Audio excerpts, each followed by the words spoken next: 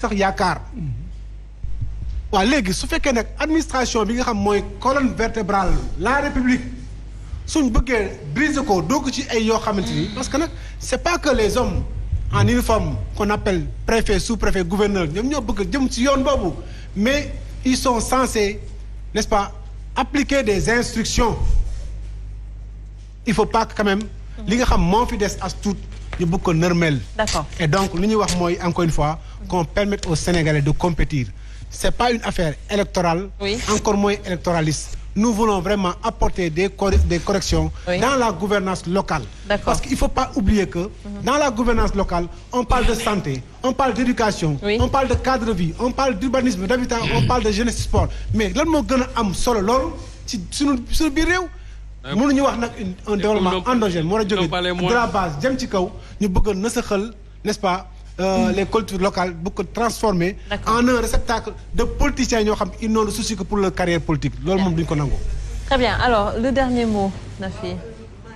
Merci beaucoup mais je voudrais juste qu'on arrête ce procès qu'on fait aux politiciens et puis non qu'ils font aux politiques moi j'entends ce procès-là depuis longtemps dafa di ñun dañ ñu jàng ñëw liggéey daal di def engagement par gëm-gëm man topp ma âge bi ma am man bu may politique j'étais adulte j'avais occupé des postes topp ma Ablaye Wade parce que daf ma neex dama ko topp parce que il est trop brillant intellectuellement dama ko topp parce que dama gis ni programme am dafa teg loo xam ni kenn mënu ko weddi c'est pas quelque chose dont on discute on peut débattre 4 heures de temps sur chaque axe bu nekk ma def ci 4 heures de temps ci bilan wu Ablaye Wade donc dama ko topp pour loolu et pourtant je savais qu'il allait perdre le pouvoir gëm-gëm la c'est de la conviction toogoon sama kër toog di toppatoo sama njaboot di dem di liggéey di am un salaire de super cadre moo gënoon yomb ci man ka may xëy suba ba guddi di wër buntu di seeti nit ñi parce que dama gëm ni ñun ñoo mën a apporter changement et laissez arrêtez ce procès-là que vous faites aux politiciens. D'accord. Nous sommes des Sénégalais et des patriotes. Hein? Qui fait le procès des policiers? Les deux monsieur. Non mais madame, soyez gentille, ne dites pas ça. On est dans un débat où on donne notre point de vue et nga ñuy juger comme ça. Non, l'autocritique soyez gentil quand même. Non, vous ne pouvez pas dire aujourd'hui dans tous les C'est amical. Écoutez, c'est le citoyen, madame, c'est le citoyen si je qui n'est puis pas dire ça. d'accord avec la façon dont la politique est menée dans ce pays. Et pourquoi est-ce que depuis longtemps à chaque élection c'est les politiciens il y a tout le temps des listes de mouvements citoyens doo leen gagner dara doo leen gagner dara la question qui a le baromètre aujourd'hui pour décider c'est le peuple sénégalais. Voilà. Le peuple c'est dans les urnes. Okay. Et pourtant depuis le temps que vous proposez des listes de mouvements que vous n'êtes pas apolitique que vous ne gagnez rien dans ce pays-là. Les élections vont vous montrer que les choses ont changé, madame. Oui, on verra bien. Les gens vont prendre les compétences. Invitez-moi la semaine du 23 janvier, on verra sinon ce serait dommage parce que ce pays au niveau national, si ce qu'on passe, vous traitez de politiques qui vont gagner. Très bien. Moi, j'aimerais en tout cas au soir du 23 janvier, la semaine du 23 janvier, docteur, j'aimerais qu'on nous fasse faire un débat, vous et moi, et qu'on puisse juger. Et vous verrez bien à l'épreuve les politiciens vont gagner les élections. Que quelqu'un organise le débat, vous et moi, et on va voir. Vous allez revenir. Si vous voulez, vous et moi, on débat. Quand vous voulez. Moi, on le fait. Mais c'est les citoyens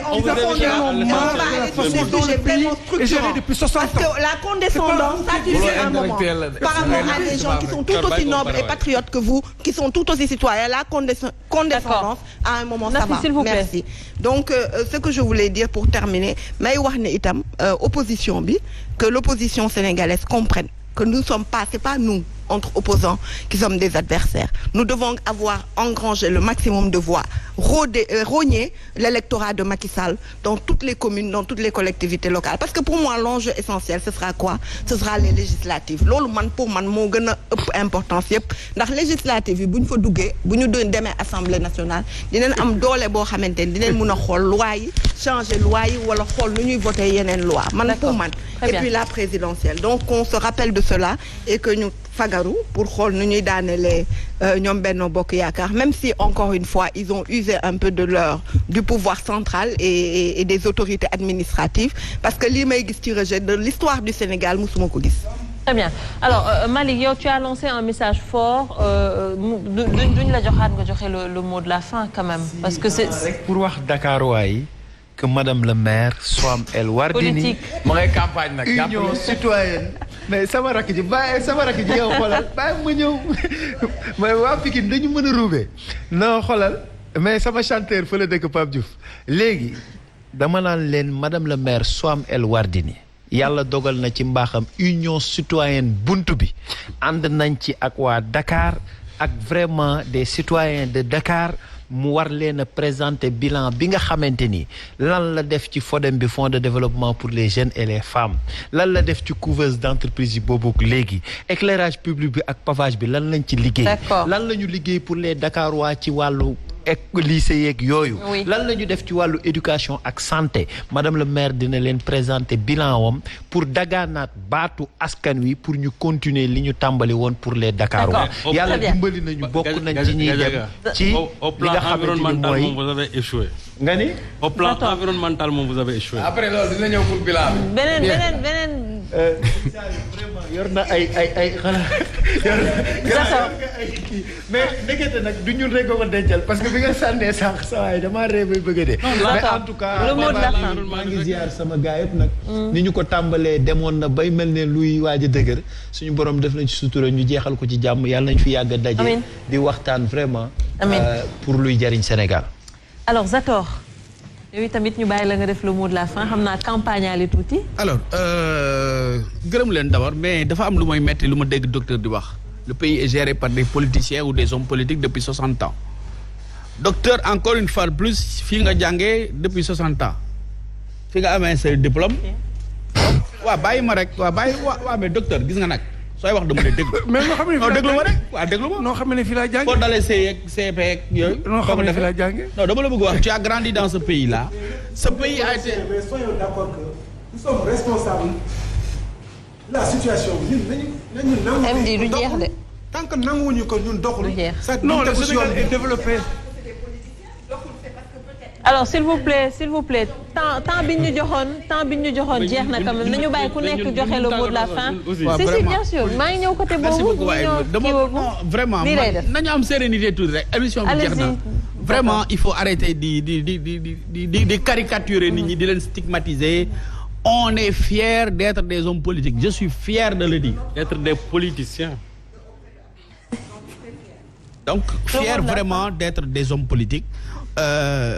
amuñu ci kersa amuñu ci luñ ciy daw parce qu'on assume notre engagement politique d'ailleurs ce que vous êtes en train de faire ça rentre dans la politique c'est dans le cadre de la gestion de la cité donc voilà il faut arrêter ce clivage là parce que amul njëriñ il faut un tout pour faire un monde booy togg ceeb y a des légumes yoo xam ne doo ko lekk mais da nga ko ci def alors fu ma bëgg terminer mooy dire aux Dakarois je voudrais m'adresser aux Dakarois et aux Dakaroises. Oui.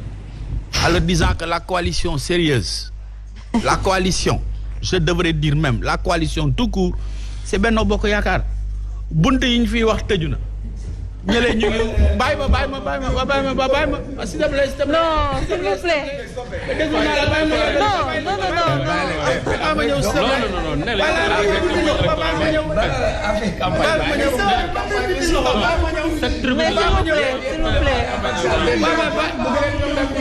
allez-y finalement s'il vous plaît cette tribune là. j'ai écouté tout le monde je demande quelques secondes. waaw bàyyi ma ñëw c'est pour mais dañ leen koy may quand même dañ leen koy may ñoo leen invité ay candidats lañ on vous offre là dañ leen koy may allez-y. xam nga waaw d'accord mais il faut démocrate bàyyi leen ko moom aussi mu battre les autres vont venir Sëñ Saliou laissez-le terminer s'il vous plaît laissez